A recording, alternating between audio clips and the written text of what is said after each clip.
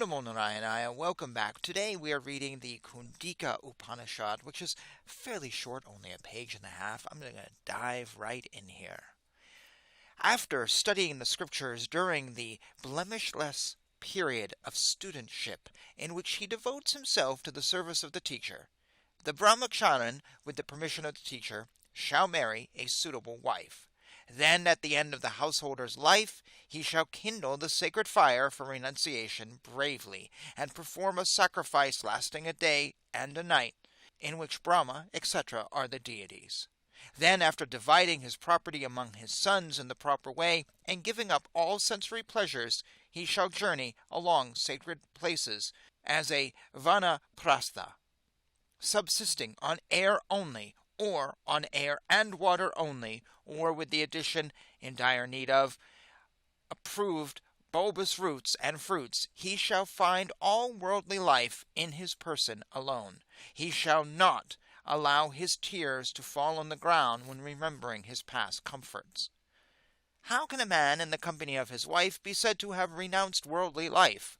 How can one who is merely known with an appellation of an ascetic be said to have renounced?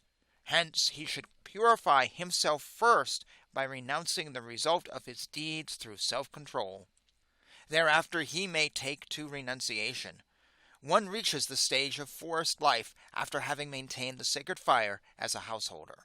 He goes to lead the forest life with self-control, accompanied by his wife, as though he were a person attached to her. Why does he undergo the life of a mendicant monk in vain, having given up the happiness of a worldly life? What is that impending misery, the thought of which should make him abandon great pleasures? Such is the query the wife is going to ask. I am afraid of the miserable life in the womb of another mother, and also the miseries of heat, cold, etc. So I wish to enter the cave of renunciation, the means for the painless transcendent state of Brahma.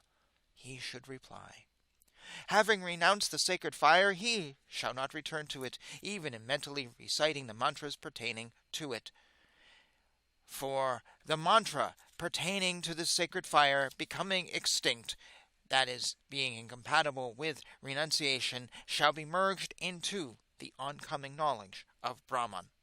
He may repeat the mantras pertaining to self-realization. He shall have consecration. He shall be wearing ochre-colored garments. He shall remove the hairs, excluding those in the armpits and the private parts. With the right hand raised, he shall set forth as a mendicant monk, abandoning the path of worldly life. He shall move on without a fixed abode. Living on alms, he shall deeply ponder over Vedantic texts and meditate on his identity with the transcendent Brahman. He shall possess pure knowledge for the protection of all beings. These verses are there for the same theme. The mendicant monk shall have a water pot, an alms bowl, a sling to carry his effects, sandals to traverse a long distance, a patched garment to withstand the cold, a loin cloth to cover his privates, a purifying ring, a bath towel, and an upper garment. Other than these, a mendicant monk shall give up all outs. He shall sleep on the sandy bed of a river or outside a temple. He shall not bother his body too much, either with pleasures or pain. Pure water should be used for bathing, drinking, and cleansing. He shall not become pleased with praise, nor shall he curse others when censured. His alms bowl shall be a cup made of leaves, and the material for washing shall be prescribed fresh earth. Thus, provided with the means of living, he shall, with the senses subdued, always mutter the philosophical mantras. The wise ascetic shall realize in his mind the identity of the individual self with the universal self, which is the meaning of Om. From Brahman arose ether, from ether air, from air fire, from fire water, from water the earth. To the prime cause of all these primary elements, Brahman, I resort in reverence. I resort to the ageless, immortal, and indestructible Brahman. In me the ocean of unalloyed bliss many a time arise, and fall waves of the universe due to the winds of the fanciful sport of Maya. I am not attached to my body, just as the sky is not attached to the clouds. Hence, how can I have its characteristics during the stages of waking, dreaming, and deep sleep? I am always far beyond imagination, like ether. I am different from it, the body that is, as the sun is from the objects of illumination. I am ever changeless, just like the unchangeable, such as the Meru mountain, and like the ocean, I am limitless.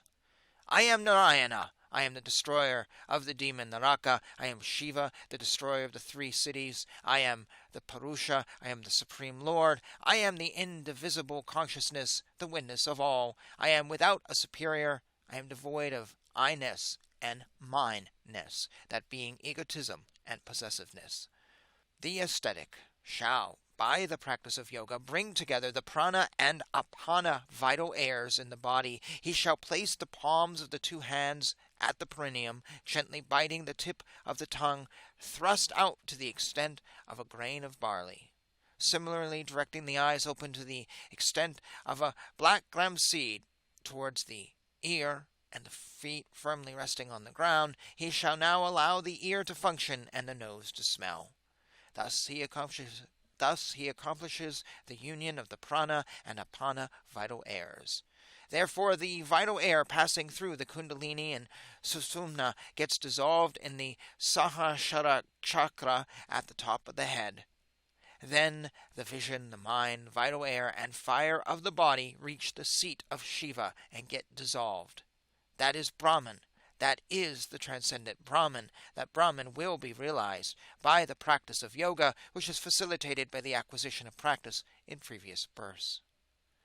With the help of the external and internal organs, called effulgence, reaching the heart and supported by the vital air's capacity, and piercing the skull at the top of the body, one realizes the indestructible, qualified Brahman.